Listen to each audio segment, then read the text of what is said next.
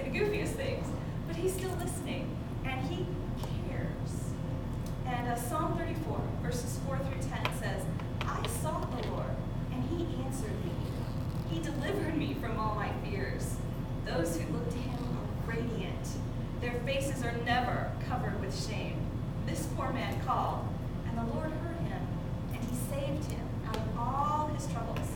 The angel of the Lord encamps round about those who fear him, and he delivers them. Taste and see that the Lord is good. Blessed is the man who takes refuge in him. Fear the Lord, you his saints. For those who fear him lack nothing. The lions may grow weak and hungry. Those who seek the Lord lack no good thing. And that's from Psalm 34. And I love those verses. Those are some of my favorites. And we can all claim those promises. I can seek the Lord, and I know that he will answer. He may not answer the way I want him to, but I know that he will answer, and he will deliver me. Maybe not in a way, I have my own ideas about how I want things to go. I love to plan things out and organize things and basically be in control, and it doesn't work out like that sometimes. But the Lord is so faithful, and he's patient with me, and he sort of waits until I come back to him and say, okay, I can't handle it anymore, help. And he's like, I got this, just let go. And he always comes through, and it always works out for the best, better than I could have planned. And recently, I got to hear a man from Liberia speak. Oh, he was wonderful. His name is Pastor Edwin Garcia Forkpa. And he has written a book called The Fourth Man in the Fire. And he literally lived in many ways what it was like to be Shadrach, Meshach, and Abednego. Now, he didn't have to go through a fiery furnace, but it was bad because it was during the Liberian Civil War that he lived through it. He was over there. He couldn't get out. And in his book, he talks about the fact that God chose not to deliver him from that fiery trial. God actually didn't take him out. Instead, he walked with Pastor Forkpa through that fiery trial. God himself is that fourth man in the fire. Pastor Forkpa faced a firing squad. I think he faced it more than once. I think he faced it at least twice, and bullets never touched him. It's pretty amazing. And God delivered him over and over again. He was thrown in prison a few times, and God sent his angels miraculously to kind of bully the guards and got him out. And it was so amazing. Quoted from the book, God began to speak to me about the many lost souls trapped by the war in Liberia. What if they did never have a chance to go to a church and be saved? What would their fate be? The burden hung over me like a rain cloud. Pastor Forkpa got together with another pastor and started a church right in the town that they were all stuck in. They couldn't get out, surrounded by armed men. He continues, the devil hadn't succeeded in killing me, and now it was my turn.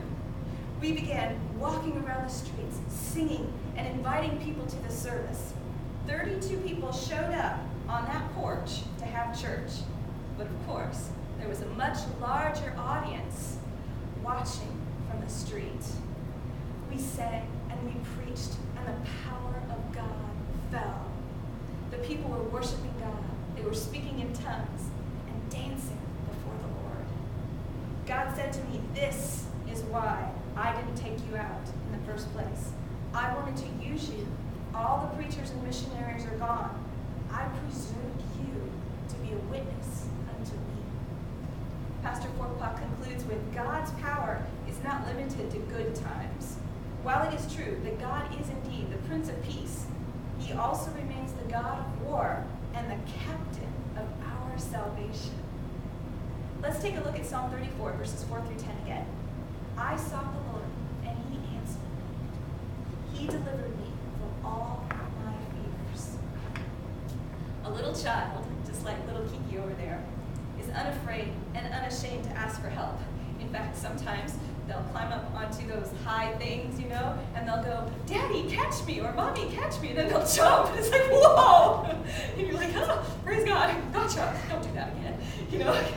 They scare you half to death. But their faith is such an example to the rest of us.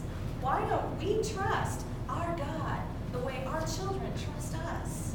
The way a little child, they're not afraid. They know mommy or daddy's going to do whatever they can to make sure they catch that child and don't let them touch the ground. We need to trust God that way.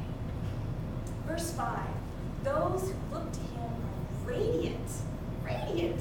Their faces are never covered with shame. What a wonderful promise. Simply by looking at Jesus, we can be radiant. You know, sometimes, I know that in my life, sometimes I will look at my problems and I'll think, how on earth, you know, oh my word, what am I going to do? But you know what? Instead of magnifying my problem, I need to magnify my God, and he'll show me how to work it out. He'll show me what to do. He always comes through. When I magnify my God, I start to become radiant. I become a much nicer person to be around. You know, I start to smile, and even cleaning out a closet can be a fun experience if you've got a right attitude. Yeah, my kids don't believe me, but you know, one of them does because she just experienced that. But you know, if we look to the Lord instead of being all grumpy and looking at our problems and our trials and whatever, you know, yeah, some trials are awful. You know, I work over at Mayo Clinic, and some of the things, it's just terrible. But you know, God is still faithful. And sometimes he doesn't necessarily take us out. Like he didn't take Pastor Fortpop. He didn't deliver him from the firing squad. He still faced those guns pointed at him. But he kept the bullets from hitting him. Pastor Fortpop was still thrown in jail. But Jesus still took him out. You know, and that's what we need to trust. I know a man who actually died. Actually, I know two now. But a man actually died. He was in Australia. Something, I don't know exactly what happened, but his name is Reverend Lee Stoneking. And he was in an airport, and he died. And they were trying to resuscitate him. And when they do the things with electricity, they did that on him, and his head was hitting the concrete floor. So he was banging back and forth. And I mean, he was just black and blue from the whole experience. And it was amazing. The man looked like he'd been in a war zone. But you know what? The Lord not only brought him back, but the Lord, he is such a powerful witness now. He's not afraid of anything. This precious man is completely healthy. I got to hear him preach not too long ago. Got to see him actually in person, shook his hand, not a bruise on him. He's perfectly fine. And he had been apparently dead for like 20 minutes. Wasn't it about 20 minutes? Something like that. It was a pretty long time. But he is perfectly in his sound mind. I mean, the man's brilliant. And perfectly fine. And it's kind of funny because people asked him the question, did you see a bright light when you were dead? Did you see Jesus? And he's like, no, I didn't see anything.